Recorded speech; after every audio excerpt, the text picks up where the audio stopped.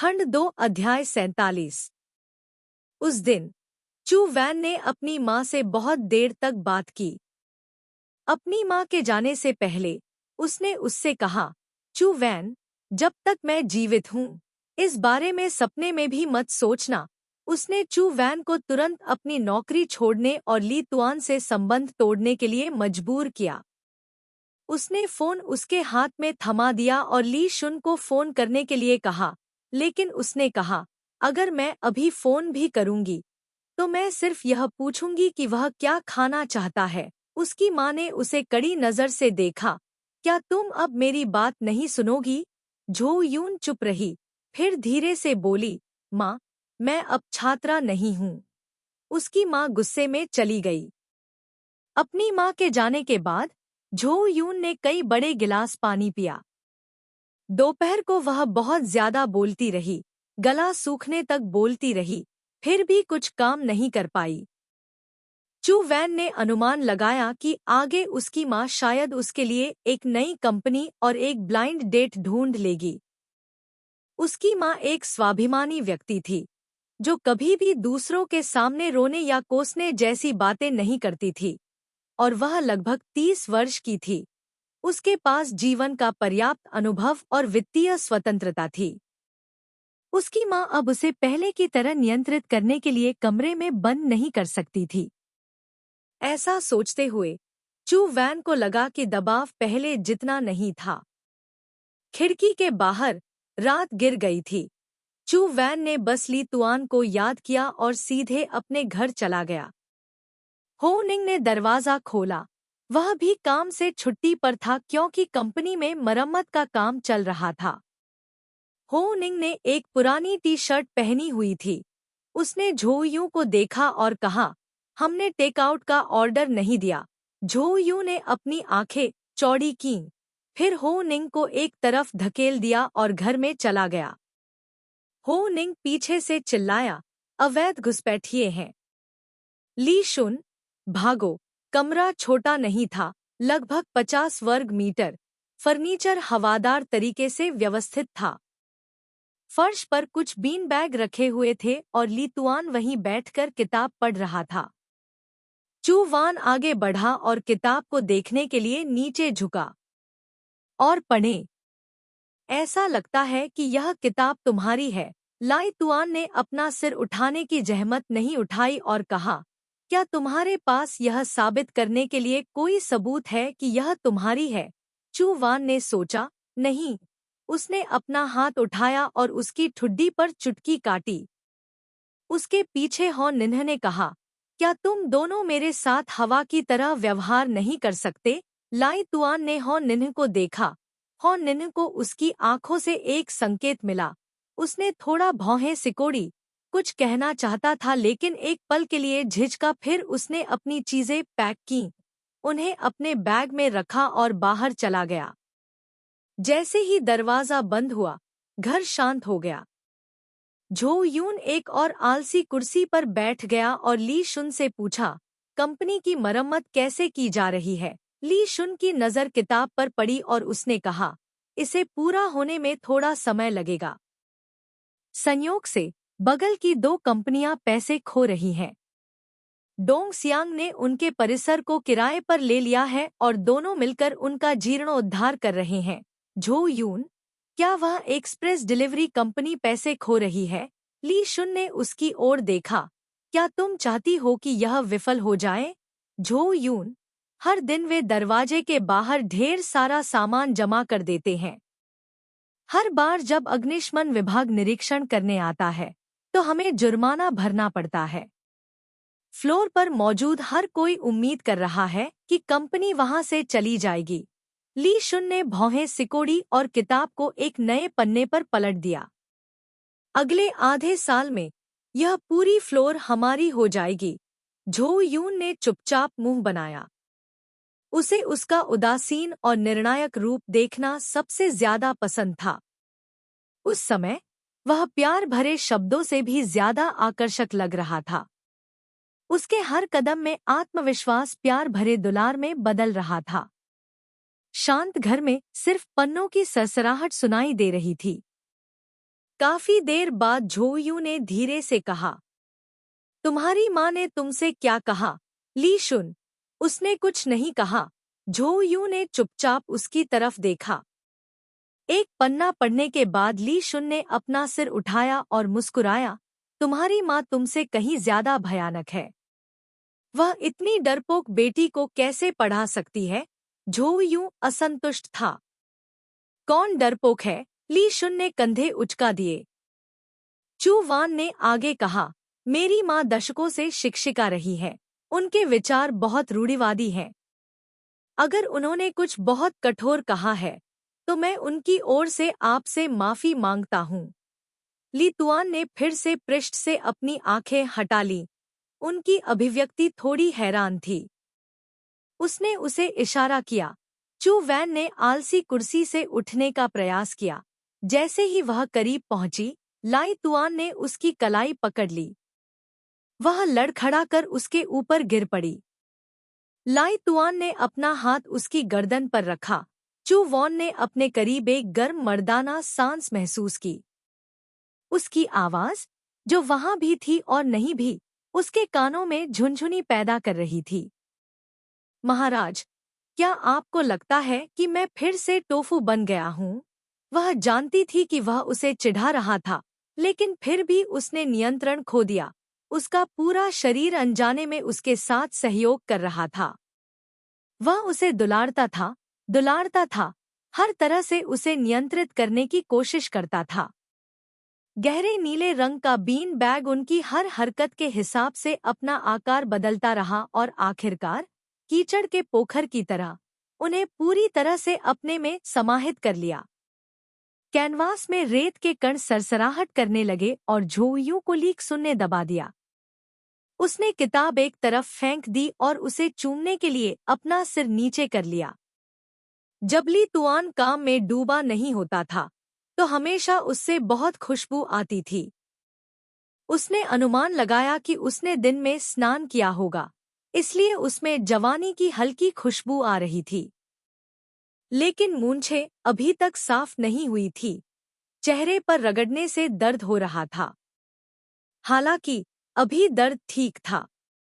खोने और फिर पाने के एहसास ने उसके बारे में सब कुछ अच्छा बना दिया।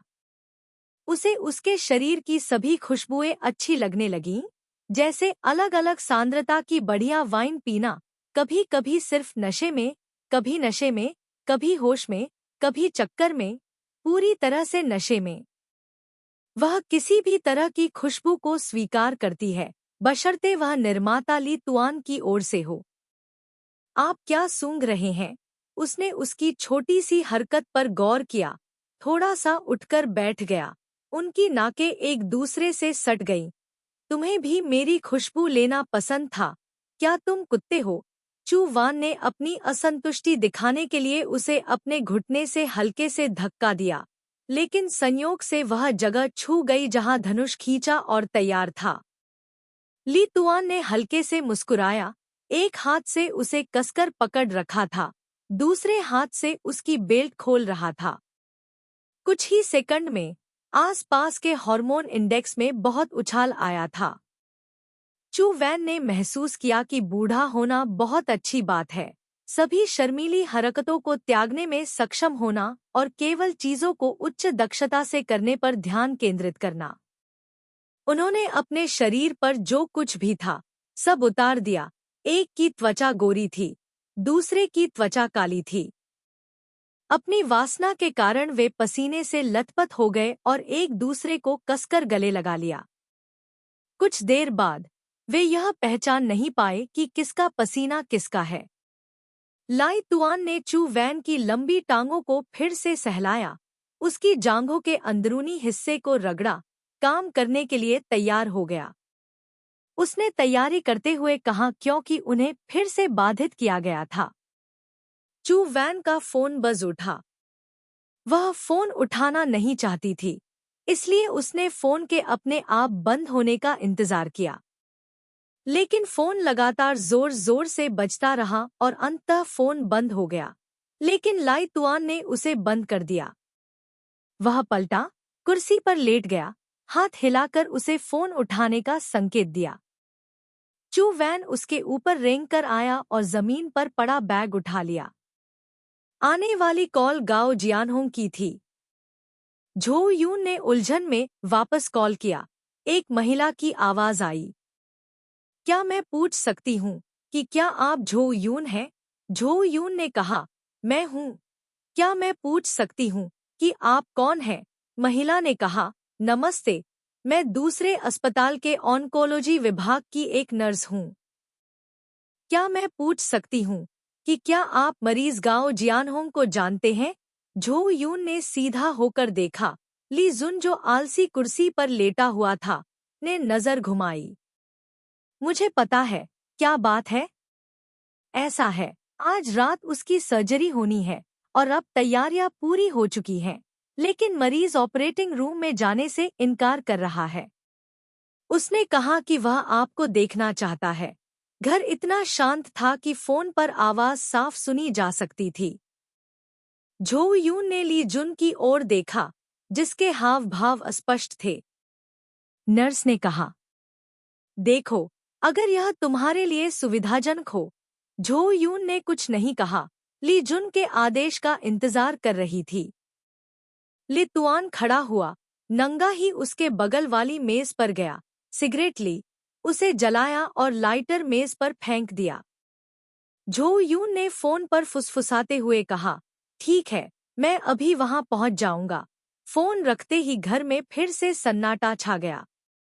वह अभी तुमसे क्यों मिलना चाहता है, ली शुन? मुझे नहीं पता। झो यून ने उसकी चौड़ी पीठ को देखा। क्या तुम जाना चाहते हो? ली शुन ने अपना सिर घुमाया। उसने मुझे बुलाया। तुम मुझसे क्यों पूछ रहे हो? झो यून ने सेल फोन उठाया। ली शुन की काली आंखों में देखा। मत कहो कि तुम मुझे नहीं पहचानते। यह फोन कॉल वह तुम्हें कॉल करना चाहता था। वह तुम्हें देखना चाहता था। बस उसने यह कहने की हिम्मत नहीं की। ली शुन फिर से मुड़ गया और उसे केवल अपनी पीठ के साथ छोड़ दिया। चू वैन ने जमीन पर पड़ी प्रत्येक वस्तु को उठाया और उसे पहन लिया। उसने बहुत धीरे से कपड़े पहने ताकि लितुआन को सोचने का पर्याप्त समय मिल सके। जब तक उसने आखिरी चीज लगाई, तब तक लितुआन की सिगरेट जल चुकी थी। उसने मेज पर फिल्टर बुझा दिया। तुम जाओ, मैं यहाँ तुम्हारा इंतजार करूंगा। चू वान अंधेरी रात में अस्पताल चला गया।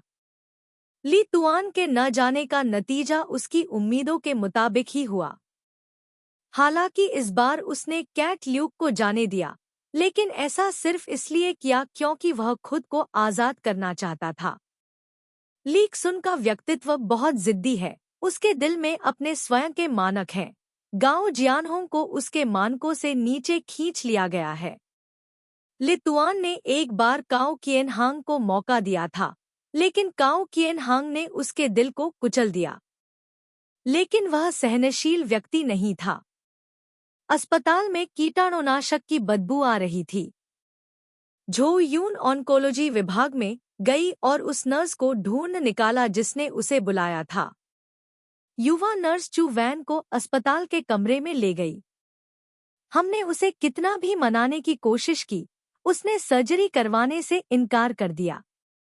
उसे इतना दर्द हो रहा था कि वह बेहोश होने वाला था। जब नर्स बोल रही थी, तो गलियारे में बहस हो गई। उसने अपनी भौहें उठाईं और अपनी चाल तेज कर दी। अस्पताल के कमरे के दरवाजे पर एक बुजुर्ग महिला एक जवान महिला से झगड़ रही थी। झो यू ने दूर से देखा, घुंघराले बाल और लंबी स्कर्ट। यह वू जेन के अलावा और कौन हो सकता है? महिला पहले से ही 60 साल की थी। वू जेन से पतली, वह गुस्से में थी। वू जेन की स्कर्ट खींच रही थी। उसकी आंखें उभरी हुई थी। क्या तुम्हारे जैसा कोई है? तुम्हारा पति अभी भी बिस्तर पर पड़ा है, लेकिन तुम्हें केवल पैसे की परवाह है। वो जेन ने उसे हताश होकर दूर धकेल दिया। मुझे मत छुओ। केवल पैसे की परवाह करने का क्या मतलब है? क्या तुम मानवीय भाषा नहीं समझती हो? मैंने उससे कंपनी के स्टॉक व्यवस्था के बारे में पूछा। यह सब इस परिवार की भलाई के लिए है। और तुम्हें अभी भी मुझ पर शक है। वह महिला शायद गाओ जियानहोंग की माँ थी। वह वू जेन जितनी बात करने में अच्छी नहीं थी, वह केवल उसे जबरदस्ती दबा सकती थी। नर्स दौड़कर आई और दोनों लोगों को बाहर निकाला। परिवार, कृपया ध्यान दे, यह एक अस्पताल है, उसने गंभीरता से कहा।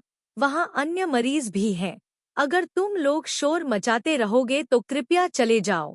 गो चान सबसे पहले चू वैन को देखने वाली थी। उसने हांफते हुए काओ किएन हांग की माँ का हाथ दूर धकेल दिया, अपनी ऊंची एड़ी के जूते में दूर चली गई। काओ जियान हांग की माँ उसकी छाती थपथपाती रही। काओ जियान हांग के पिता उसे सांत्वना देने के लिए अस्पताल के कमरे से बाहर आए। वह दिल टूट गई और हताश दिखती थी। ओंग के पिता के मूड में ऐसा नहीं था। उन्होंने अपनी पुरानी पत्नी का समर्थन किया। चलो इन बातों को अब और भी कम करना चाहिए, ताकि आप अपनी आवाज को सुन सकें और अधिक दबाव महसूस कर सकें। उसी विश्वविद्यालय, जब हमने परीक्षा ली तो हमने एक साथ एक तस्वीर ली। वह अभी भी समय है। वह अक्सर मेरा और लाई नाम के लड़के का जिक्र करते थे, लेकिन बाद में उन्होंने कभी इसका जिक्र नहीं किया। उसकी आवाज उदास और कमजोर थी। कुछ समय के लिए उससे मिलने जाओ। भतीजी, मुझे नहीं पता कि तुम दोनों के बीच क्या हुआ, लेकिन मैं तुमसे विनती करता हूँ। बात यहाँ तक पहुँच गई है, कृपया उसके प्रति थोड़ा और सहनशील बनो। झो यून ने बूढ़े और कमजोर जोड़े को देखा, सिर हिलाया और धीरे से कहा, मुझे पता है, तुम दोनों निश्चिंत हो सकते हो। खंड 2 अध्याय 48। चू वैन अस्पताल के कमरे में दाखिल हुई। काओ किएन हांग के पिता ने उसके लिए दरवाजा बंद कर दिया। बाहर का सारा शोर बंद हो गया। अस्पताल का कमरा खूबसूरती से सजाया गया था। दीवारें हल्के गुलाबी रंग की थीं और खिड़की पर कुछ फूलों के गमले थे, जो साफ और गर्म दिख रहे थे। गाओ जियानहोंग अस्पताल के बिस्तर पर लेटा था और पहली बार झो यूं को लगा कि वह थोड़ा अजीब है। सर्जरी के कारण उसके बाल मुंडे हुए थे, उसकी नाक में 2 श्वास नलिकाएं थीं, तथा उसका चेहरा दुबला पतला था। वह बहुत कमजोर था, लेकिन पूरी तरह होश में था जब उसने उसे आते देखा। वह मुझे नहीं देखेगा। सांस लेने वाली नली की वजह से काओ जियानहोंग ने बहुत धीरे से और धीमे से बात की। झो यून उसके पास गया। ज्यादा मत सोचो, बस आराम करो और सर्जरी करवाओ। वह काफी करीब खड़ी थी और काओ जियानहोंग ने उसे देखने के लिए थोड़ी मुश्किल से अपनी गर्दन उठाई। चू वान एक कुर्सी लेकर उसके बगल में बैठ गया। उसकी आंखें भी झुक गईं। क्या गो चान ने मेरी माँ से बहस की? उन्होंने धीरे से पूछा। आप लोग मुकदमा क्यों निकालते हैं? केवल उसे तय करने का अधिकार है। वह जल्दी से उठ खड़ा हुआ। मैं तुम्हारे लिए डॉक्टर को बुलाता हूँ। काओ जियानहोंग ने कंबल के नीचे से हाथ बढ़ाया और झो यू को खींच लिया। उसने उसे गौर से देखा।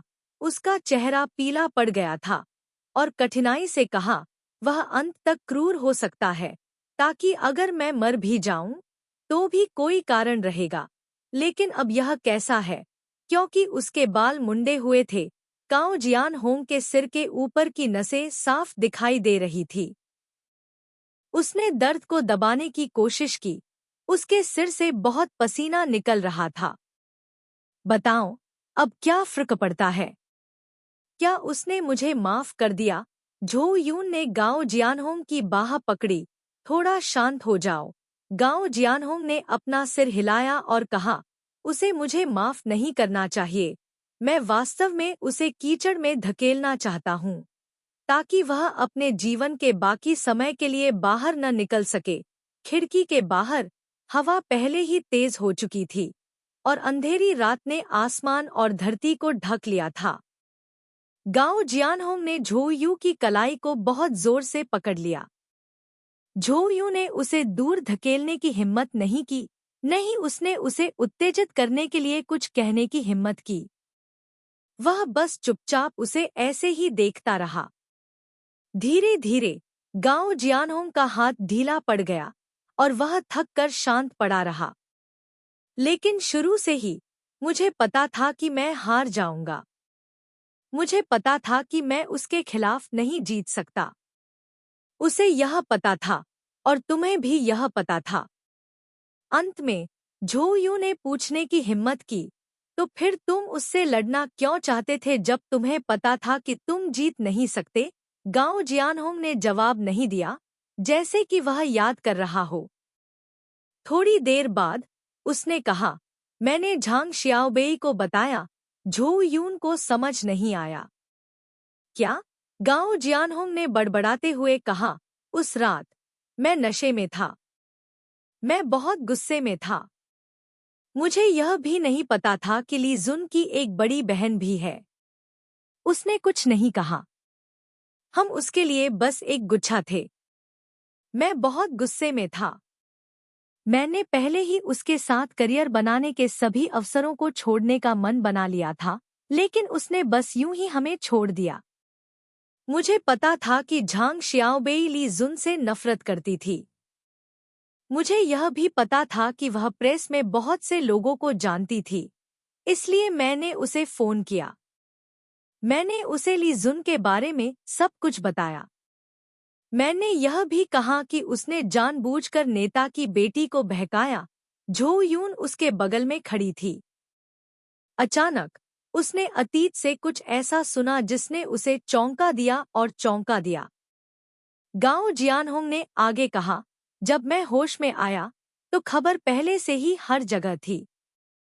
मुझे नहीं पता था कि उसे इतनी कठोरता से आका गया था।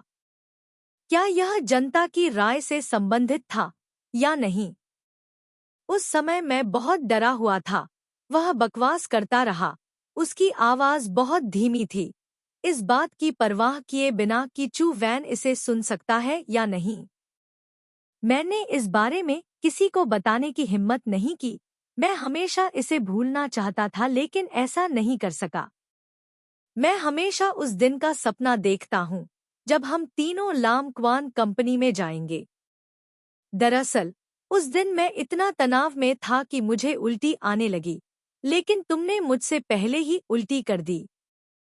केवल ली तुआन ही बिल्कुल चिंतित नहीं था, बल्कि वह तो उसके पास खड़े होकर उसका मजाक उड़ाने के मूड में भी था। जब मैं उठा तो तुम दोनों जा चुके थे। उसने बोलना समाप्त किया। उसकी आंखें झो यू की ओर देख रही थी। मैं हमेशा अतीत के बारे में सोचता रहता हूँ। लगभग कभी सोचना बंद नहीं करता। जितना अधिक मैं सोचता हूँ उतना ही मेरा सिर दुखता है। जितना अधिक यह दुखता है उतना ही मैं उससे नफरत करता हूँ। हम ऐसे नहीं थे। यह उसकी गलती थी। उसने पहले हमें छोड़ दिया। उन्होंने मुझसे पूछा कि क्या मुझे इसका अफसोस है, और मैं भी उनसे पूछना चाहता था कि क्या उन्हें इसका अफसोस है। जाओ और उसे पूछें कि क्या वह पछतावा है या नहीं। उसके होंठ, उसका शरीर कांप रहा है। उसकी सांस कमजोर के रूप में उसने कहा, अगर उसे थोड़ा पछतावा है तो कृपया मेरे लिए माफी मांगे। जिस क्षण सर्जिकल रोशनी चालू हुई, झो यू के पैर थोड़ा कांप गए और वह बैठने के लिए दीवार पर बैठ गई। सर्जरी कई घंटों तक चली। चू वान ने काओ किएन होंग के माता पिता को अलविदा कहा और जल्दी जाने की अनुमति मांगी। वह ओवरपास से होते हुए ली शुन के घर वापस आ गई। पुल पर रोशनी चमक रही थी और सड़क के दोनों ओर के घर हजारों सितारों की तरह जगमगा रहे थे। झो यून ने कार की खिड़की थोड़ी नीचे की और अचानक हवा का एक झोंका आया, जिससे उसके माथे के बाल बिखर गए और बाहर की असंख्य रंग बिरंगी रोशनियां धुंधली हो गईं। ऐसा क्यों है कि युवावस्था की भावनाएं दिल में इतनी आसानी से अंकित हो जाती हैं? प्यार, दोस्ती, सपने और जवानी की कस्में जो शायद भूली जा चुकी हैं, लेकिन वास्तव में अभी भी दिल में दर्द देती हैं। जब वे बड़े हुए और उन्हें और भी बेहतर और सुंदर चीजें मिली, तब भी उन्होंने पहले की तुच्छ चीजों की तरह गहरी छाप नहीं छोड़ी। हालांकि उस घटना के बारे में यह नहीं कहा जा सकता था कि उसने उनके जीवन को पूरी तरह बदल दिया, लेकिन उसका प्रभाव मिटाया नहीं जा सका। कई साल बाद पीछे मुड़कर देखें तो कड़वाहट और मिठास अभी भी स्पष्ट है। क्या ली शुन को इसका पछतावा है? झो यून उसके लिए जवाब दे सकता है, नहीं। कम से कम वह कभी यह स्वीकार नहीं करेगा कि उसे इसका पछतावा है। अपने जीवन के पहले आधे हिस्से में ली शुन बहुत अकेला था, इतना अकेला कि वह लगभग अकेला था। आप चट्टान की तरह जिद्दी हैं, कभी कभी आप अपनी गलतियों को स्वीकार नहीं करते, तो आप कैसे कह सकते हैं कि आपको पछतावा है? आप जिस रास्ते से गुजरे हैं उसे नकारते हैं, लेकिन आप अपनी भावनाओं को व्यक्त करने के लिए दूसरे तरीकों का इस्तेमाल करेंगे। वह हमेशा मानती थी कि वह बहुत नरम दिल इंसान है और वह और अधिक नरम होता जाएगा। एक बड़े बच्चे या पके आड़ू की तरह, यह जितनी अधिक मीठी खुशबू बिखेरता है उतना ही कोमल और शांत होता है। अपने सराय में लौटते हुए अंधेरे कमरे में ली शुन एक कुर्सी पर बैठा खिड़की से बाहर देख रहा था। वह अब भी वैसा ही दिख रहा था जैसा कि जब वह गई थी। उसके हाथ में अभी भी सिगरेट थी, उसका ऊपरी शरीर नंगा था, बस फर्क इतना था कि उसने लंबी पैंट पहन रखी थी। चू वान उसके पास गया। जब वह 3 या 4 कदम दूर था, उसने नजर डाली और अपना दाहिना हाथ आगे बढ़ाया। चू वैन आगे बढ़ा, उसने अपनी बाहें बंद कर ली, ठीक समय पर उसकी कमर को गले लगाने के लिए। मेज पर रखी एशट्रे पहले से ही सिगरेट के टुकड़ों से भरी हुई थी। झो यू ने धीरे से उसके बालों को चूमा और कहा, गांव जियानहोंग ने पहले ही सर्जरी शुरू कर दी है। ली शुन, क्या आप इसके खत्म होने तक इंतजार नहीं करेंगे? झो यू, मैं नहीं करूंगा, यह कुछ घंटों में खत्म हो जाएगा, मैं घर जाकर सोना चाहता हूँ। वह मंद मंद मुस्कुराया। झो यू ने देखा कि वह थका हुआ लग रहा था और कहा, अपना चेहरा धो लो और जल्दी आराम करो। ली शुन ने अपनी सिगरेट बुझाई, धीरे से खड़ा हुआ और थोड़ी देर के लिए बाथरूम में चला गया। वह बाहर गया और अब चू वैन की बारी थी। ली तुआन का यह अपार्टमेंट पहली बार किराए पर लिया जाना चाहिए, सजावट बहुत सरल है। जब वह पहली बार जेल से बाहर आया तो उसे अपनी चीजें साफ करने की आदत थी, लेकिन 1 या 2 साल बाद वह पहले की तरह ही हो गया, चीजें अस्त व्यस्त छोड़ गया। झो यून ने देखा कि सिंक पर टूथपेस्ट निचोड़कर गूदा बना दिया गया था, जो बेकार था। उसने उसे उठाया, सीधा किया और उसके सिरे को मोड़ दिया। ली जुन लैंप जलाकर पढ़ने के लिए बिस्तर पर चला गया था। उसके हाथ में एक किताब थी जो उसे झो यून के घर से मिली थी और उसने उसे लगभग पढ़ लिया था।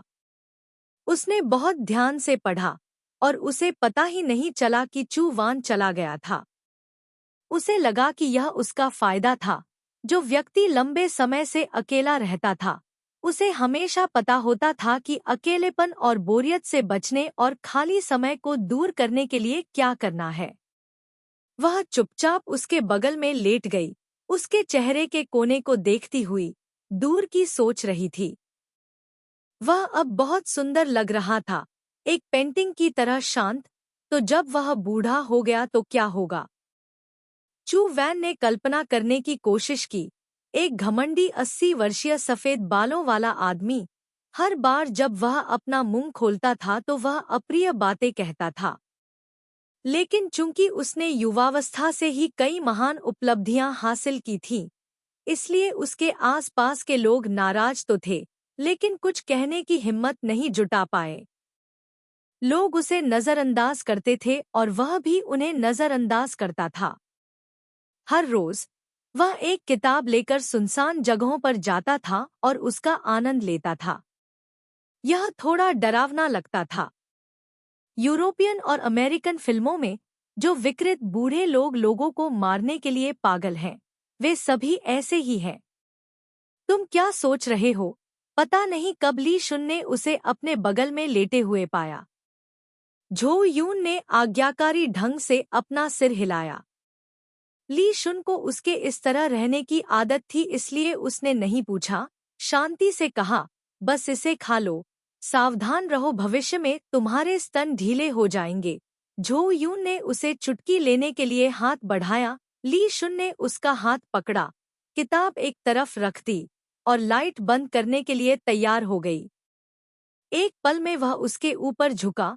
झो यून ने अचानक पूछा, ली शुन, क्या तुम बच्चे पैदा करना चाहती हो? जिस क्षण लाइट चली गई, कमरा पूरी तरह से काला हो गया, चादर की तरह खामोश। शांत वातावरण ने चू वैन को परेशान कर दिया।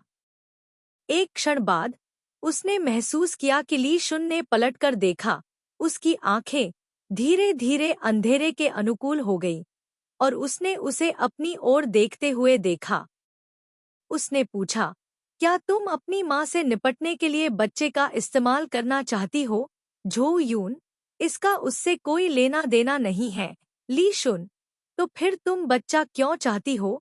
झो यून, मैं चाहती हूँ कि बच्चा तुम्हारा दोस्त बने, एक नया जीवन जो पवित्र है और जिसने इस दुनिया में कभी किसी कठिनाई का अनुभव नहीं किया है, उसे साथ देने के लिए।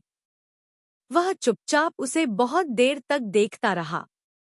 झो यून ने आगे कहा, मैं तुमसे आधे साल पहले पैदा हुआ था, अगले साल मैं 30 साल का हो जाऊंगा। वह उम्र बच्चे पैदा करने के लिए एकदम सही है। हालांकि यह मुझ पर निर्भर करता है। हम अभी अभी साथ आए हैं, मेरा करियर अभी स्थिर नहीं है।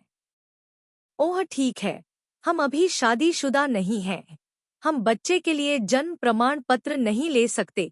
झो यून जितना ज्यादा बोलती गई, उसे उतना ही ज्यादा लगता गया कि उसका पिछला बयान बहुत जल्दबाजी भरा था। उसने अपना सिर तकिए में दबा लिया। भूल जाओ, ली शुन, तुम क्यों नहीं? झो यून हैरान थी। ली शुन, मैं चाहती हूँ जन्म देना। झो यून की आंखें चौड़ी हो गईं। उसने फिर दोहराया, जन्म देना। झो यून को आखिरकार अपनी आवाज मिल गई। वह थोड़ा ऊपर उठ गई, झिझकते हुए उससे पूछा, तो चलो इस तरह से फैसला करते हैं। अंधेरे घर में वह ली शुन की अभिव्यक्ति को स्पष्ट रूप से नहीं देख सकी, केवल उसकी गहरी और स्पष्ट आवाज, ठीक है, चलो इस तरह से फैसला करते हैं। उस रात उन्होंने कुछ नहीं किया। ली शुन ने उसे पीछे से गले लगाया और सो गया।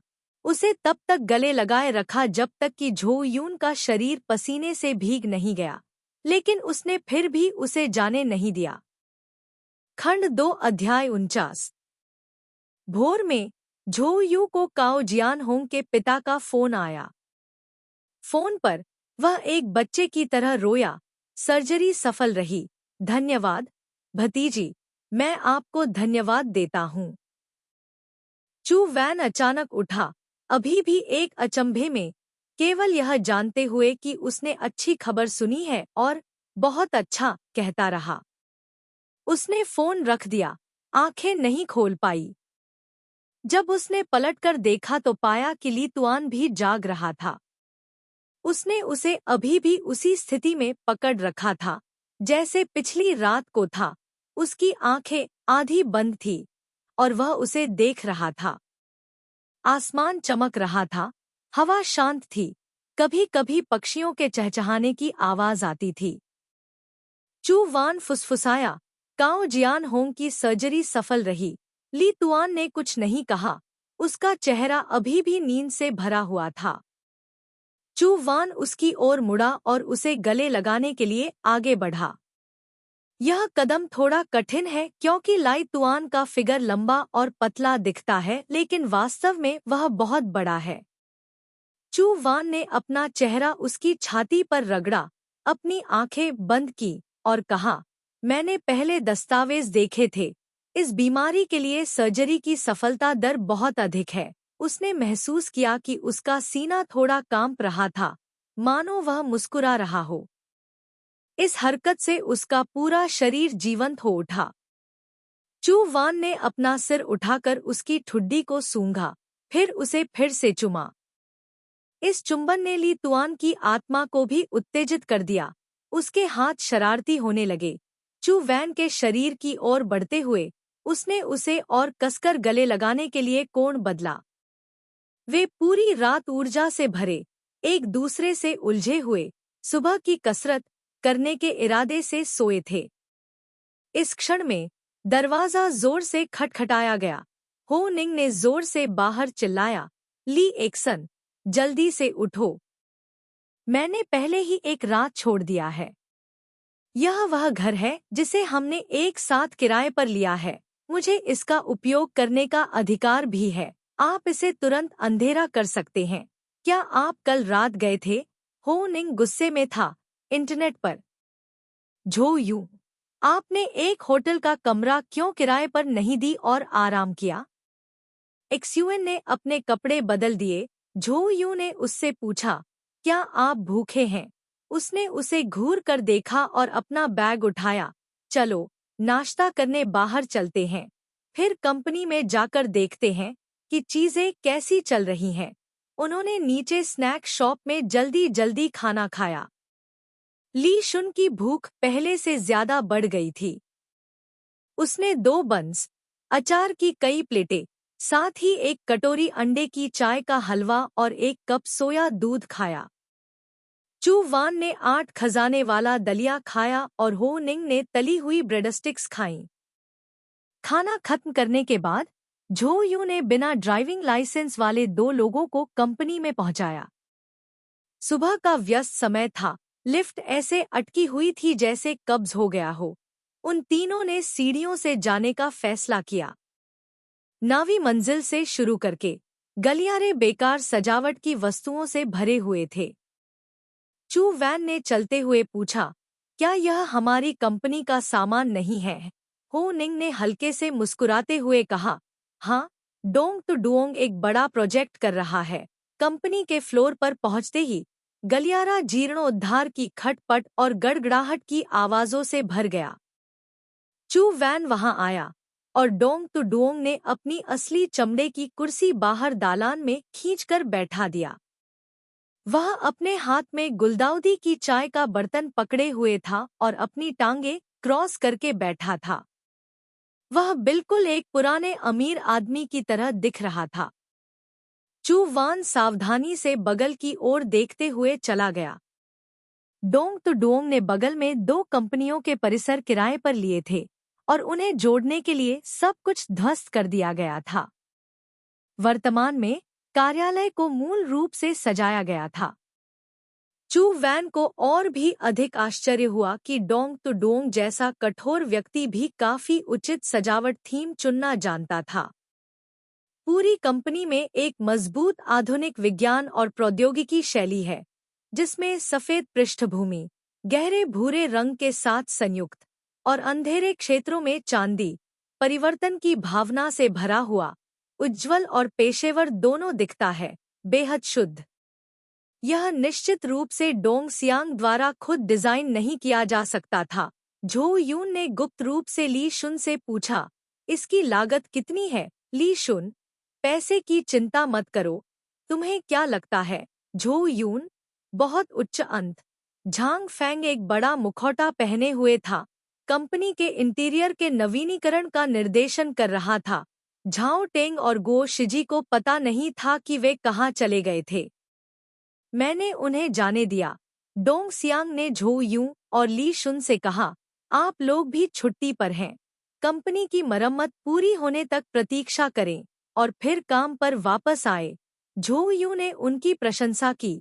आपने इसे खूबसूरती से सजाया है। डोंग सियांग ने उसे घूर कर देखा और फटकार लगाई, आप कोई शिष्टाचार नहीं जानते। बॉस से इस तरह बात करने की आपकी हिम्मत कैसे हुई? झो यूं का गला भर आया। डोंग सियांग ने अपनी जेब से एक यूएसबी निकाला, यह देखते हुए कि आप पेशेवर हैं। मुझे आपको कुछ काम देना था, इसे ले लो। झो यूं ने इसे लिया। यह क्या है? रिज्यूम। यह केवल एक हिस्सा है, बाकी झांग फैंग के कंप्यूटर पर सहेजा गया है। आप पहले इसे देखें। अच्छी पेशेवर योग्यता वाले कुछ लोगों को भर्ती करें। झो यू को निर्देश देने के बाद डोंग सी यांग खड़े हुए और ली शुन से कहा, इधर आइए। जिस मामले की जांच करने के लिए आपने मुझे पिछली बार कहा था, वह पूरा हो गया है।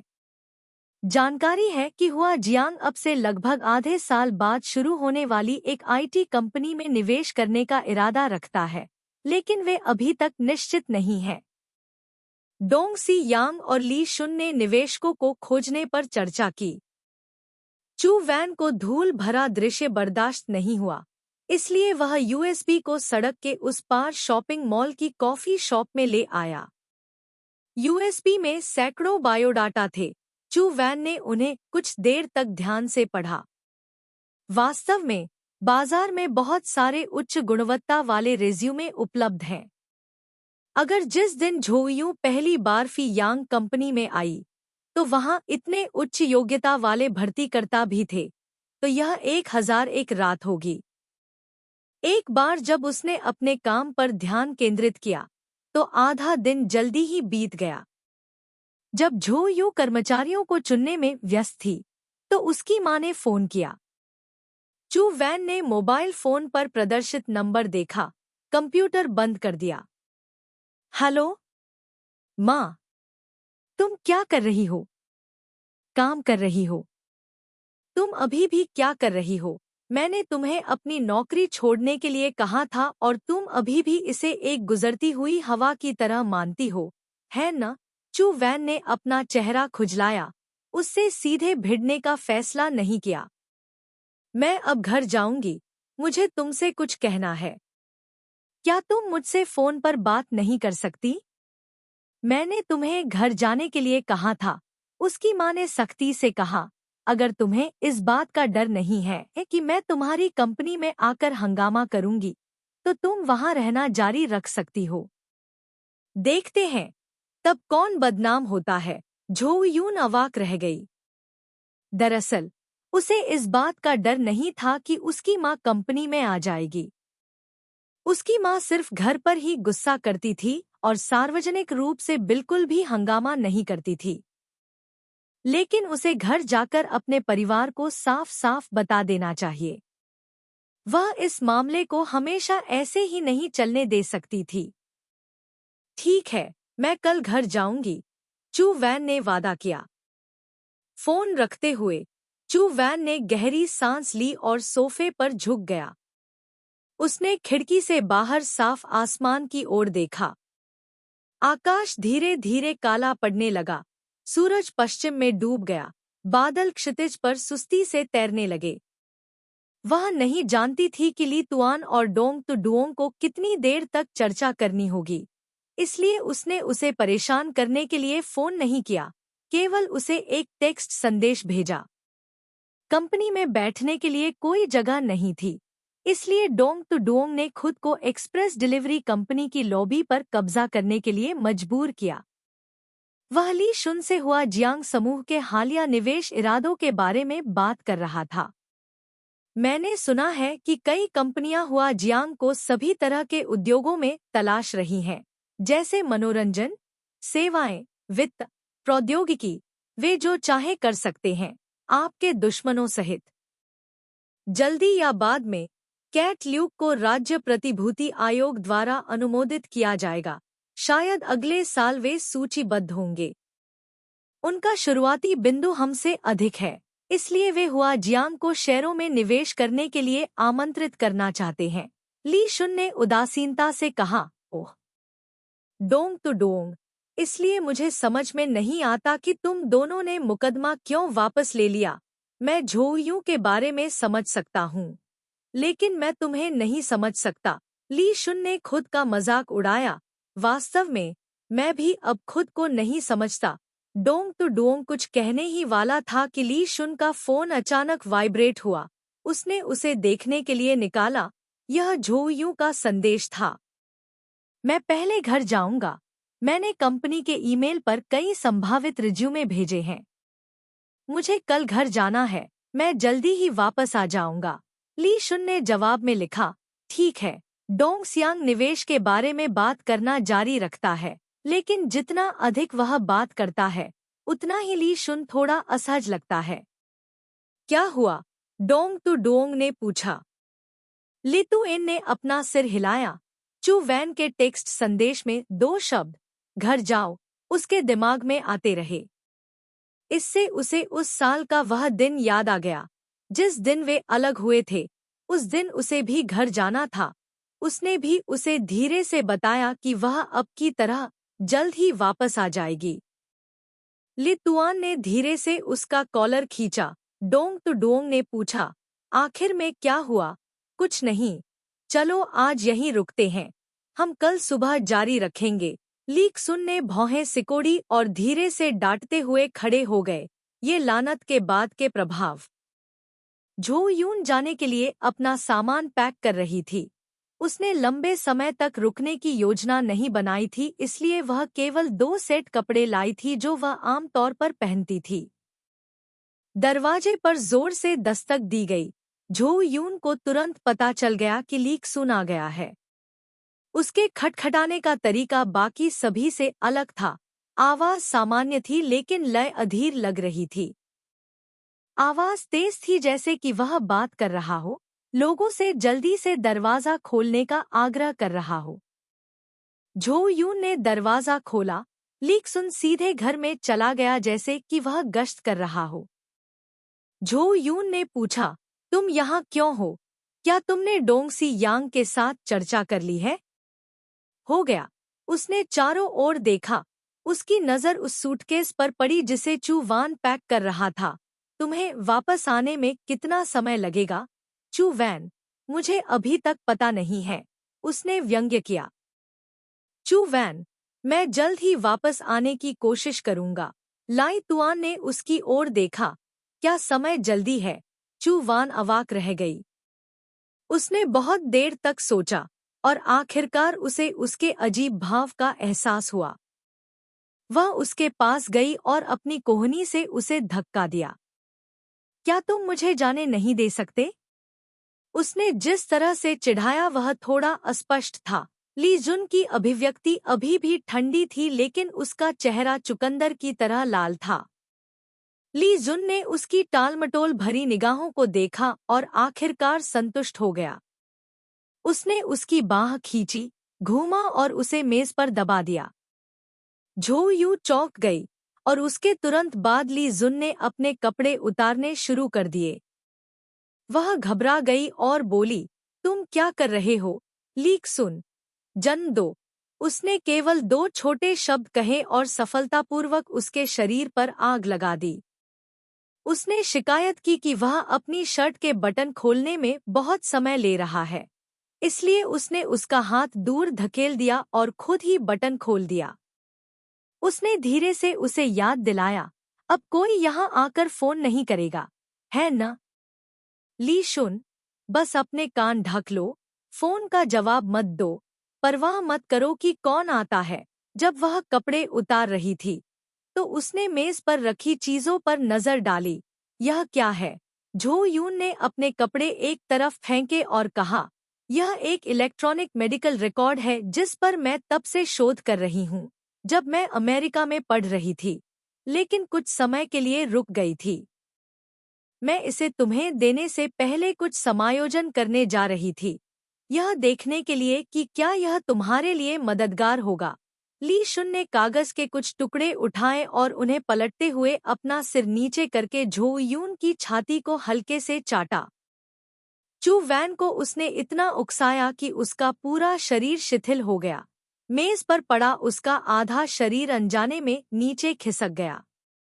ली तुआन ने उसे उठाया, उसके हाथ ने उसकी पतली कमर को सहलाया और धीरे से कहा, तुमने एक अच्छी मेज खरीदी है, ऊंचाई बिल्कुल सही है। यह वास्तव में बिल्कुल सही थी। उसके लेटने के बाद उनके शरीर के निचले हिस्से की स्थिति एकदम सही थी, बेहद सटीक। निशाना लगाना भी जरूरी नहीं था और उसे झुकने की जरूरत नहीं थी, जिससे काम और ऊर्जा दोनों की बचत हुई और अनजाने में उसकी पीठ भी ठीक हो गई। ली जुन के हाथ ने फिर से उसके शरीर के निचले हिस्से को सहलाया, जिससे वह उत्तेजित हो गई। उसकी नज़र उन दस्तावेजों पर पड़ी जो उसने बहुत तेजी से प्रिंट किए थे। तुमने काफी चीजों पर शोध किया है। उसकी आवाज धीमी थी। चू वैन की पीठ धीरे से मेज से रगड़ खा रही थी। ऐसी स्थिति में जब वह उस पर अतिक्रमण कर रहा था, वह अत्यंत दुविधा में थी। आधा उसे दूर धकेलना चाहती थी और आधा उसे कसकर गले लगाना चाहती थी। उसने कांपती हुई आवाज में उसे उत्तर दिया, पश्चिम ने इस समस्या से काफी पहले ही निपटना शुरू कर दिया था। जब मैं विदेश में अध्ययन करने गई थी, तब से ही वे, इससे पहले कि वह अपनी बात पूरी कर पाती, ली शुन अंदर आ गया। झो यून ने गहरी सांस ली, अपनी सांस को नियंत्रित करने की कोशिश की और बड़ी मुश्किल से अपने वाक्य का बचा हुआ आधा हिस्सा पूरा किया। तब तक वे कुछ निश्चित उपलब्धियां हासिल कर चुके थे। जब उसने बोलना समाप्त किया, तो उसे फिर से धक्का दिया गया। उसका स्वर अनायास ही बढ़ गया। वह तुरंत चुप हो गई और उसे इसका पछतावा हुआ। उसे लगा कि उसे उससे उस विषय पर बात नहीं करनी चाहिए जो 6 साल के पछतावे को सामने लाता है। ली तुआन ने कोई ध्यान नहीं दिया। वह अपने काम पर बहुत ज्यादा ध्यान केंद्रित कर रहा था। वह उसकी चिकनी, मोटी त्वचा को सहलाता रहा, तेजी से आगे पीछे घूमता रहा, खूब पसीना बहाता रहा। पसीना उसकी आंखों में टपक रहा था, जिससे वे मोह में सिकुड़ गई थी। उसने हर शब्द अपने दांतों से फुसफुसाते हुए कहा, तो क्या हुआ अगर हम इसे जल्दी करते हैं? परिणाम अभी भी मुझ पर निर्भर करता है। उसने उसके स्तनों की मालिश करते हुए सोचा, यह तुम्हारे जैसा ही है। दूर भागने से कोई फायदा नहीं होगा। अंत में तुम्हें फिर भी आज्ञाकारी होकर मेरी तरफ लौटना होगा। लीक सुन ने कंडोम नहीं पहना था। कसकर जुड़ी त्वचा को उत्तेजित करने का यह वास्तविक एहसास सोना में लकड़ी के घोड़े की सवारी करने जैसा था। चू वैन का दिमाग चकरा गया था। उसकी बातें सुनना उसके लिए सबसे शक्तिशाली कामोद्दीपक दवा लेने जैसा था। उसने अपनी आंखें बंद कर ली और मेज पर रखे उसके हाथ को कसकर पकड़ लिया। उसकी पीठ मेज से रगड़ने लगी जब तक कि वह लाल और दर्दनाक नहीं हो गई। धीरे धीरे उसे कोई आवाज सुनाई नहीं दे रही थी। उसकी सारी इंद्रियां त्वचा की पतली परत पर टिकी हुई लग रही थी।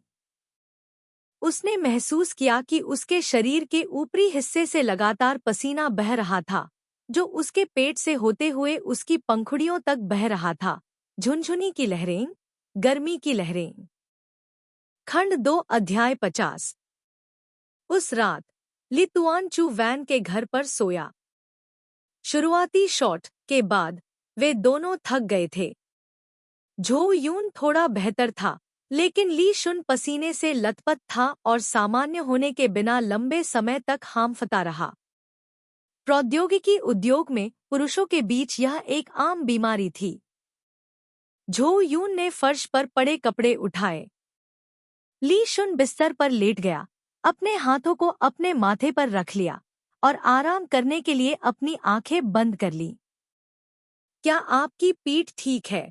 चू वान ने चिंता से पूछा। ली शुन ने उसे घूरकर देखा, उसका चेहरा उदास था। चू वान ने विनम्रता से समझाया, मुझे डर है कि तुम बहुत थक गई हो। तुम पिछले कुछ दिनों से व्यस्त हो और जिम नहीं गई हो। ली शुन ने शांति से जवाब दिया, तुम्हारे साथ काम करना व्यायाम है न? उसके शब्द वास्तव में असहनीय थे। चू वान, क्या तुम टहलने जाना चाहती हो? ली शुन, नहीं। चू वान ने उसे घूरकर देखा। वह वास्तव में मरने वाला था, लेकिन फिर भी बोलने की हिम्मत थी। उसने सामान पैक किया और बिस्तर पर वापस चढ़ गई। अपना हाथ उसके कंधे के त्रिकोण पर दबाया। यह पत्थर की तरह सख्त था। उसने अपना कंधा पीछे खींचा। चू वान ने पूछा, गुदगुदी? उसने कुछ नहीं कहा। आम तौर पर पुरुष संतोषजनक भोजन के बाद हिलने में आलस करते हैं। जैसे ही चू वान ने दबाव डाला, उसने अपने कंधे सिकोड़ लिए। चू वान ने उसे थपथपाया। गुदगुदी हो रही है या दर्द हो रहा है? बताओ।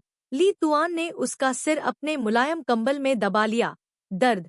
चू वान को दया और गुस्सा दोनों महसूस हुए। उसने चाहा कि वह उसे पीट पीट कर मार डाले।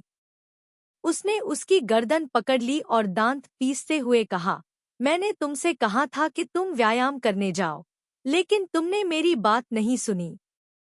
मैंने तुम्हें जिम कार्ड दिलाने के लिए 5,000 युआन खर्च किए। तुम कितनी बार गए हो? लीक सुन को उसने कुछ बार मारा। इससे पहले कि वह अपना हाथ उठाए, उसने बिना देखे ही झोयू की गर्दन पकड़ ली और उसे बिस्तर पर खींच लिया।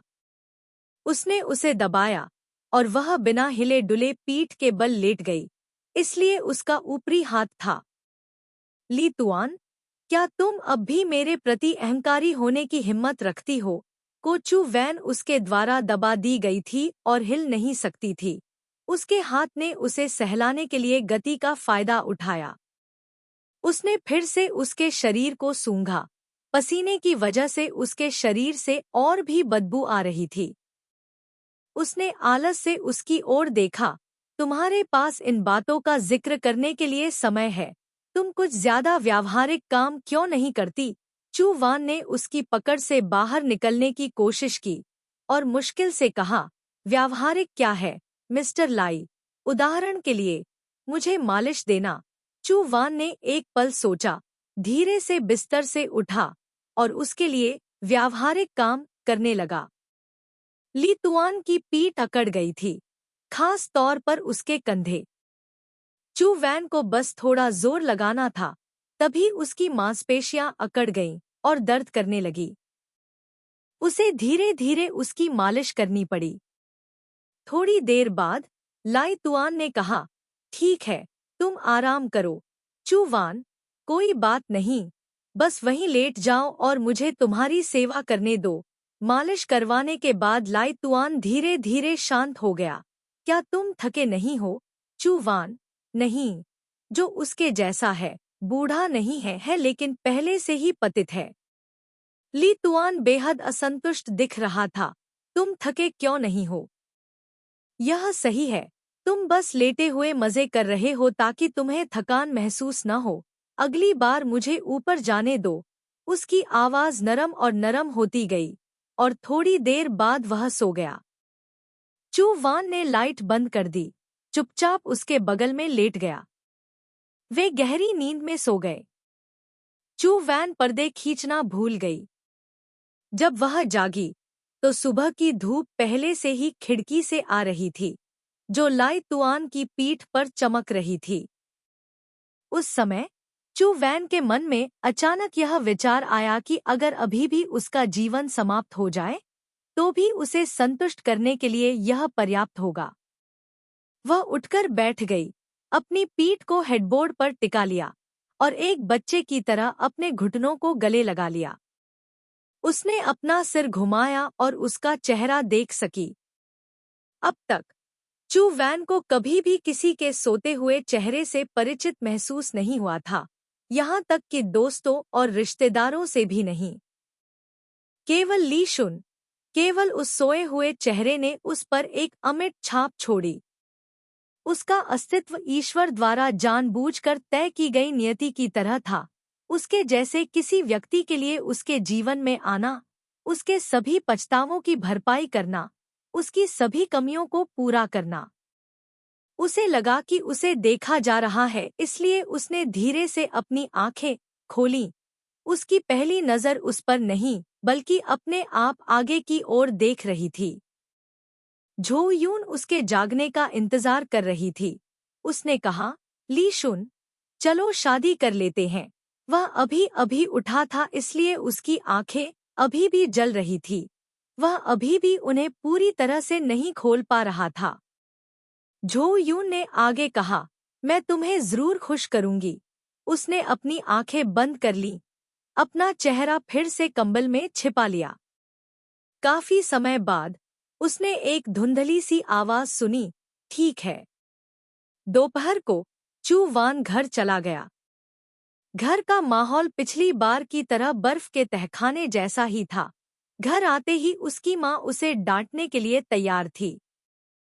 चू वैन के घर में दाखिल होने के बाद से ही उसे लगातार डांट पड़ती थी। उसकी माँ ने उसे फी डुओंग कंपनी में काम करने से पूरी तरह मना कर दिया था। उसने चू वैन को कंपनियों की एक मोटी सूची थमा दी थी। चू यू ने चुपचाप देखा। आप उसके बारे में क्या सोचते हैं? यह कहते हुए कि आपको उसकी आवश्यकता है, यह कहते हुए कि आपको उसकी जरूरत नहीं है। यह एक प्रसिद्ध चित्रकार है, वहाँ लोगों की एक लंबी लाइन है। इसके अलावा आप उसे वापस आने के लिए कीट नहीं कर सकते हैं। मैं यह भी जानता हूँ कि आपकी माँ ने कहा कि आप ही हैं। चू यू। उसने चाय के कप को उसके हाथ में पटक दिया।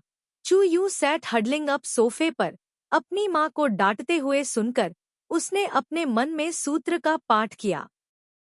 इस समय चू क्वांग लिविंग रूम में बैठा था और बोला। उसका चेहरा गंभीर था। चू वान, अगर तुम उस चित्रकार के साथ वापस जाने के लिए खुद को नीचा नहीं करना चाहते तो ठीक है। मैं तुम्हें कुछ और साल खेलने दे सकता हूँ और फिर धीरे धीरे एक प्रेमी ढूंढ सकता हूँ। लेकिन मैं तुम्हें इस लाई तुआन के साथ रहने देने के लिए बिल्कुल सहमत नहीं हूँ। चू वैन, क्यों? तुम अब भी मुझसे पूछ रहे हो कि क्यों? चू क्वांग इच ने गंभीरता से कहा। तुम्हें उन लोगों के बारे में बिल्कुल भी समझ नहीं है जो जेल जा चुके हैं। वह शुरू से ही अच्छा व्यक्ति नहीं था और वहाँ 6 साल रहने के बाद यह स्वाभाविक था कि वह बुरा हो जाए। अब तुम्हारे माता पिता तुम्हें अग्निकुंड में कूदने से रोक रहे हैं। बाद में पछताने के लिए तुम्हारे लिए बहुत देर हो जाएगी। झो यू चुप थी। उसके माता पिता ने बारी बारी से 1 घंटे तक बमबारी की। झो यू ने इतना सुना कि उसकी आंखों में चमक आ गई। यह देखकर कि वह एक शब्द भी नहीं समझ पा रही है, उसकी माँ ने अपना सेल फोन निकाला, कुछ बटन दबाए और फिर झो यू को दे दिया। यह ठीक है अगर तुम कलाकार तियान को खोजने नहीं जाना चाहती हो। यह वह व्यक्ति है जिसका परिचय आंटी वांग ने कराया था। मुझे लगता है कि हमें कल एक नियुक्ति करनी चाहिए, उससे मिलने जाना चाहिए और देखना चाहिए। झो यू दंग रह गई। उसने सेल फोन लिया। स्क्रीन पर एक परिपक्व व्यक्ति की तस्वीर दिखाई दी जिसने सफेद ब्लाउज पहना हुआ था और मुस्कुरा रहा था। उसकी माँ ने उसके बगल में परिचय कराया। यह सेंट्रल इंस्टीट्यूट ऑफ फिजिक्स में एक शोधकर्ता है जिसका उपनाम वू है। तुम्हारी ही उम्र का है। उसकी शक्ल तो देखो, क्या वह बहुत अच्छा नहीं है? चू वैन ने तस्वीर को देखा और टिप्पणी की, बहुत गोरा। उसकी माँ, बेशक उसके पिता की पीढ़ी से लेकर उसके परदादा की पीढ़ी तक, वे सभी वैज्ञानिक अनुसंधान करते थे। Mom, it's not like you randomly picked up someone on the street like that. Ji-yu really wanted to retort. Who said randomly picking up someone on the street would get someone like Lee Xun? Go out and try it yourself. But to avoid increasing the conflict, she remained silent. Looking at the photo of researcher NGO in her hand, she found his face somewhat familiar. Looking at it over and over again, she realized that he seemed to have some features similar to Dien Tu Truc. Her mother really liked people like Dien Tu Truc. Huh. Then let's meet tomorrow. Her mother decided for her. Juyu, I don't want to go. Her mother, I have to go. Juyu thought for a moment and started bargaining. Going once is fine, but you have to agree not to interfere with my work anymore. Her mother, no. Juyu acted stubborn, saying, then I won't go. Her mother was so angry that she was dizzy. Why are you so disobedient? She pressed her chest. Oh, my blood pressure में. चू van, तुम अपनी माँ को मरने के लिए मजबूर करना चाहते हो, है ना? कुछ वर्षों के लिए मेरी बात सुनना आपके लिए इतना कठिन था कि बस जेल से बाहर निकलने के बाद भी कमीने क्यों हो गए, अपने लिए जिम्मेदार। झो यू बिस्तर पर लेट गए और छत को देखा। एक पलक झपकते में 2 घंटे से अधिक समय बीत चुका था। यह बाहर अंधेरा था। जब उन्होंने तर्क दिया तो उसे लगा कि वह अभी भी बहुत स्वस्थ थी, लेकिन जब वह शांत थी तो वह पूरी तरह से उठी हुई थी। झो यू ने पूछा कि वह क्या कर रहा था, और ली एक्सन ने जवाब दिया कि वह अपने इलेक्ट्रॉनिक मेडिकल रिकॉर्ड को संपादित कर रहा है। कहा, यदि आप कुछ दिन और देरी करेंगे तो मैं आपकी पूरी वेबसाइट बना दूंगा जो आपने अभी तक नहीं बनाई है। और से आपका क्या मतलब है? वह केवल एक दिन के लिए घर आई थी और आज सुबह उसने सफलतापूर्वक विवाह का प्रस्ताव रख दिया। प्रपोज करने के बारे में सोचते ही चू वैन का चेहरा अचानक गर्म हो गया।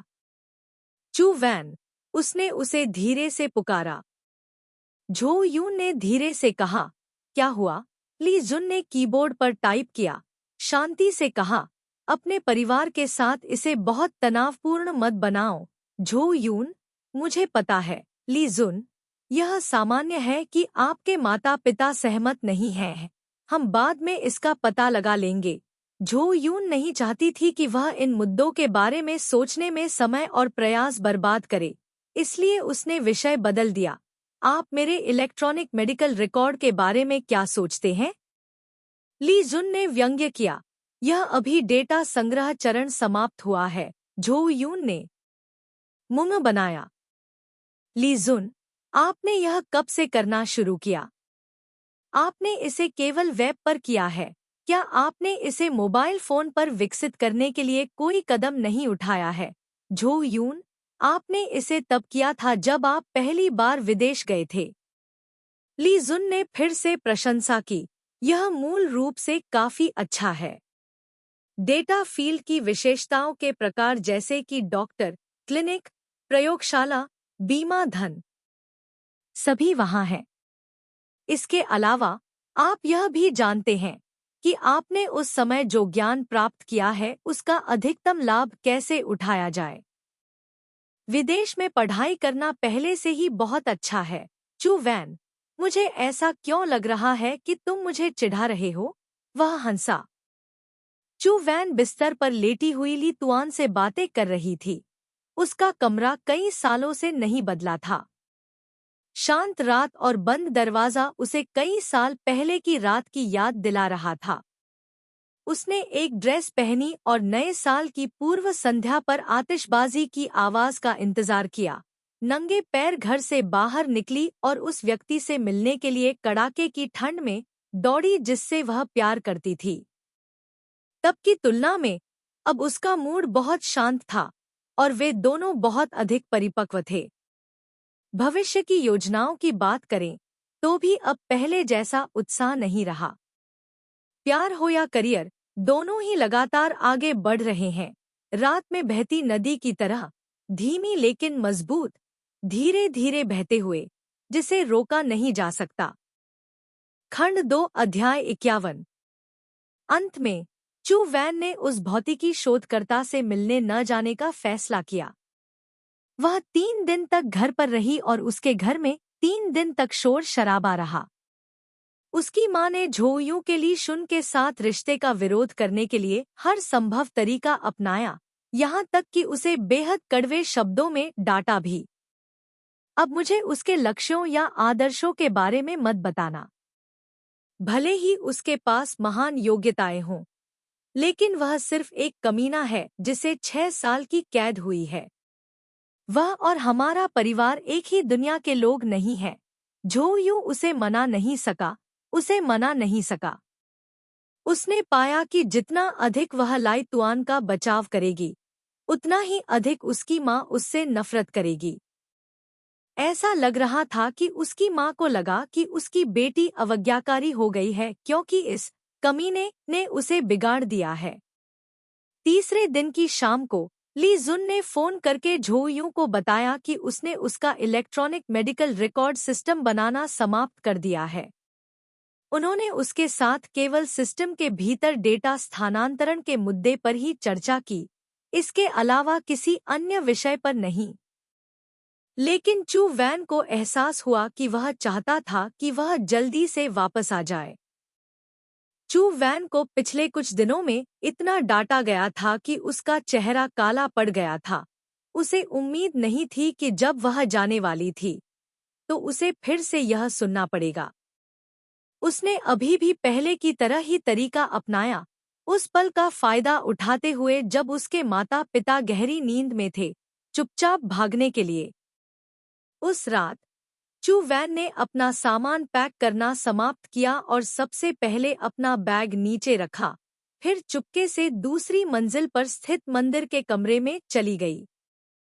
मंदिर के कमरे के दाईं और एक महत्वपूर्ण अलमारी थी। उसने ध्यान से उसे बाहर निकाला और लाल किताब ठीक उसके ऊपर रखी थी।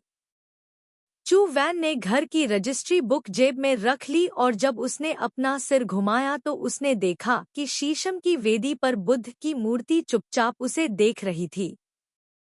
उस मूर्ति को चू वैन की दादी किसी दूसरी जगह से वापस लाई थी, और जब से चू वैन को इसके बारे में पता चला है, तब से घर में उसकी पूजा की जाती है। मूर्ति से कमरे में चंदन की खुशबू फैल रही थी। बुद्ध की मूर्ति की करुणा भरी आंखों को देखकर झोउ यूं को अचानक थोड़ा दुख हुआ। उसने बुद्ध की मूर्ति से कहा, शायद मैं कुछ बहुत ही अपवित्र काम करूंगी। बुद्ध की मूर्ति ने उसे चुपचाप देखा। झोउ यूं ने कहा, मुझे नहीं पता कि मैंने सही किया या गलत, लेकिन मुझे यह करना ही होगा। मैं अब उससे अपना वादा नहीं तोड़ सकती। बुद्ध की मूर्ति अभी भी उसे चुपचाप देख रही थी। झोउ यूं ने बड़बड़ाते हुए कहा, कृपया मेरे माता पिता को अच्छे स्वास्थ्य का आशीर्वाद दें और ली शुन को भी स्वस्थ शरीर का आशीर्वाद दें। अगर वास्तव में प्रतिशोध है तो कृपया इसे मेरे ऊपर लाए। अपनी बात खत्म करने के बाद वह मुड़ी और चली गई। वह पूरी रात अपने अपार्टमेंट में वापस चली गई और अगली सुबह उसे अपनी माँ का फोन आया। उसे शर्म महसूस हुई, इसलिए उसने चुपचाप अपनी माँ का गुस्सा सहन किया। उसने अपनी माँ की सारी आलोचनाएं स्वीकार कर ली, लेकिन वह उनकी मांग पूरी नहीं कर सकी। चू वान, तुम पहले से ही भ्रमित हो। अगर तुम अब भी मुझे अपनी माँ मानते हो तो जल्दी से घर आ जाओ। यह पहली बार था जब चू वान ने अपनी माँ को इस तरह से आदेश देते हुए सुना था। वह पूरी रात सोई नहीं थी और उसके हाथ इतने कमजोर हो गए थे कि वह अपना सेल फोन नहीं पकड़ सकती थी।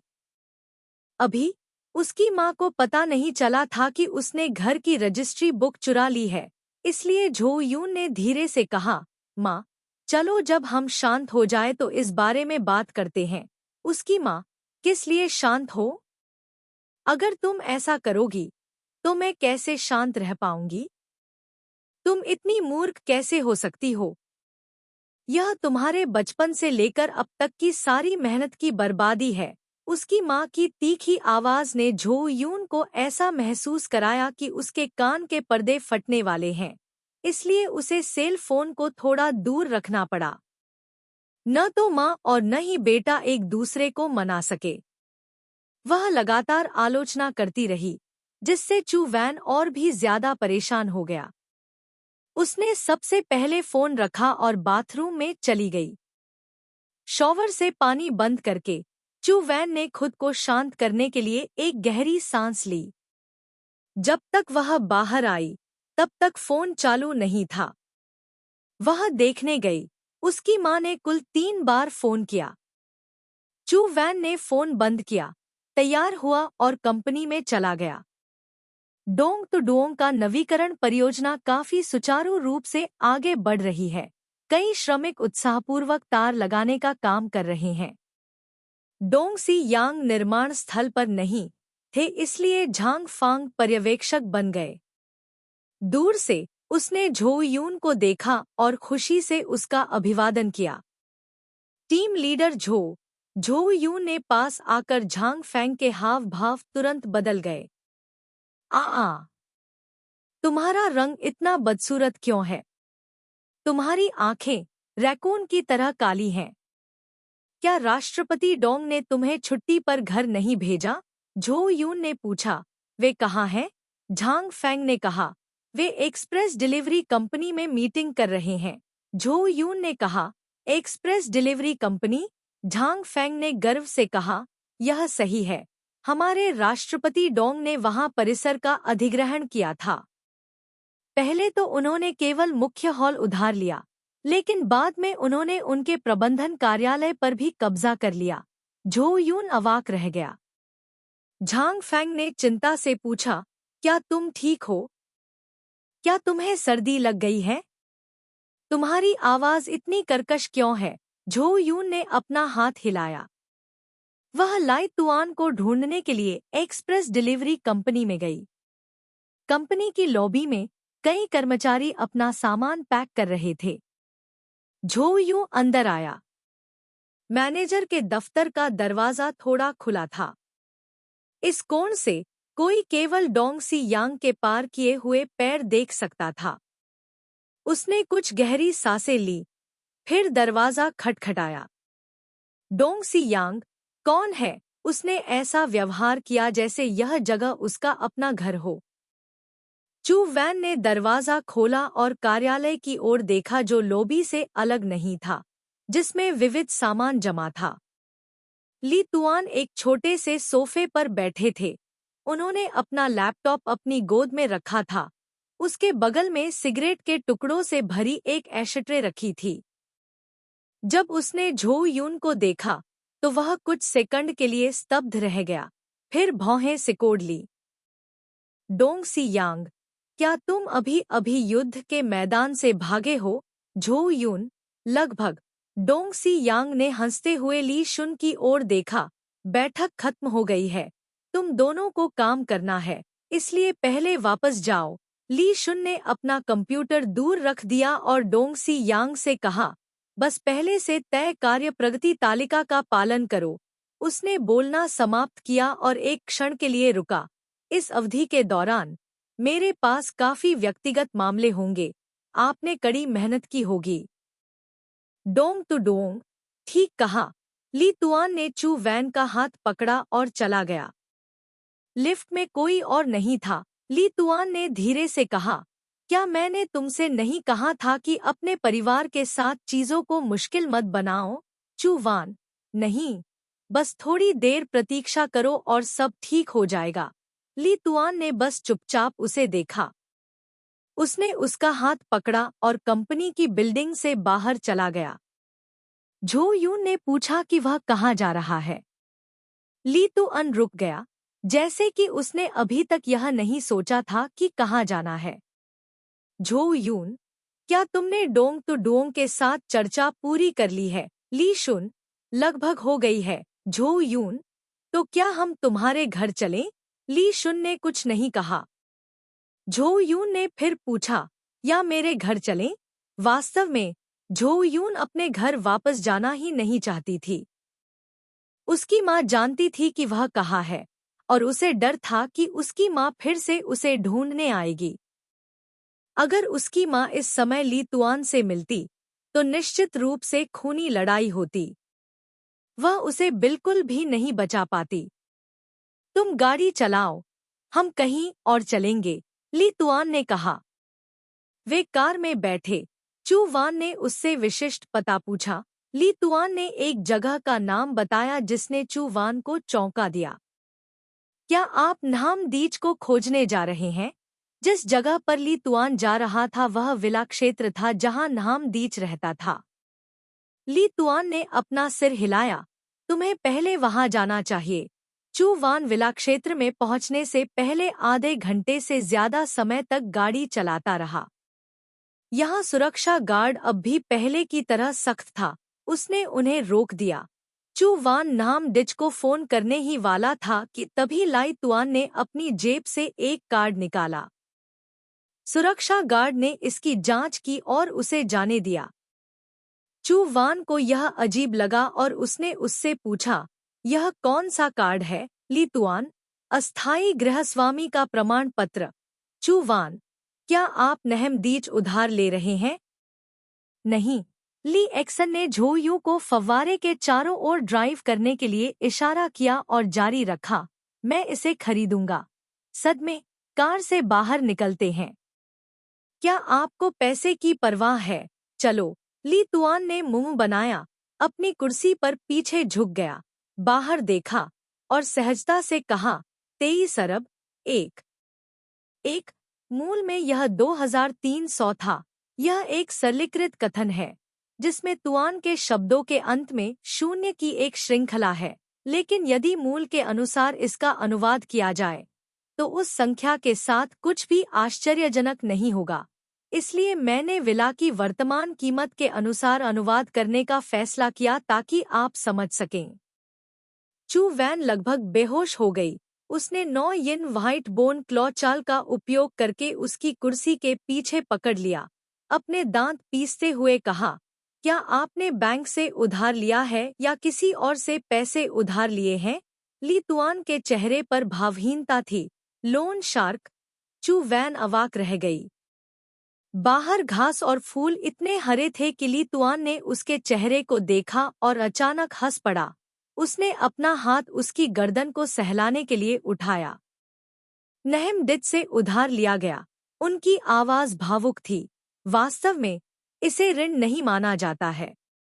उनका दूसरा बैंड शायद टूटने वाला है। उसने पहले मुझ में निवेश किया था। झो यून ने आखिरकार अपना संयम वापस पाया।